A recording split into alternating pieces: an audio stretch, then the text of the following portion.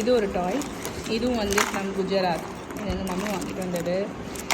So இதெல்லாம் இன்றைக்கி தான் ஓப்பன் பண்ண போகிறேன்.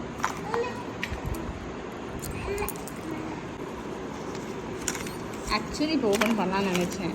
இது எப்படின்னா இந்த பேஸ்கெட் இருக்கும். ஸோ நம்ம இதில் கன் மாதிரி இருக்கும், இதில் பால் இருக்கும். இதை நம்ம ப்ரெஸ் பண்ணால் அந்த பால் இப்படி ஜம்ப் ஆகும் இல்லை, அந்த மாதிரி இருக்குது. எப்படி இந்த பாலையும் அவன் பிச்சிருவானோன்னு எனக்கு ஒரு டவுட்டு. அதனால் கொஞ்சம் நாள் கழிச்சு ஓப்பன் பண்ணிக்கலாம் அப்படின்னு சொல்லிட்டு இப்போதைக்கு ஓப்பன் பண்ணலை.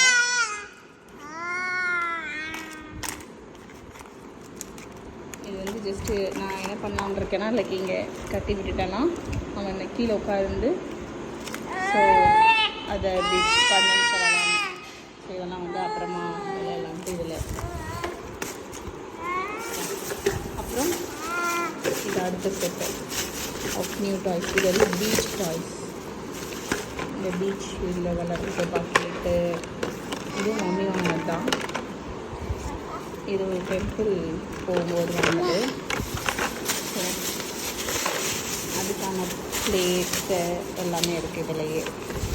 இது வந்து இந்த வாட்டர் பண்ணுறதுக்கு, இது சாண்ட் அள்ளுறதுக்கு, அப்படின்னு இந்த உள்ள பிங்க் கலர் ஒன்று இருக்குது. அப்புறம் இந்த மாதிரி ஒரு பிளேட் மாதிரி ஒன்று இருக்குது. ஸோ இந்த பீச் டாய்ஸும் ஃப்யூச்சருக்கு தான் இப்போ இல்லை, அதனால இதில் வச்சுக்க போகிறேன். இப்போ அடுத்து இது ஒரு டாய். இது வந்துட்டு இந்த பால் மாதிரி லைக் ஹோவர் பால்.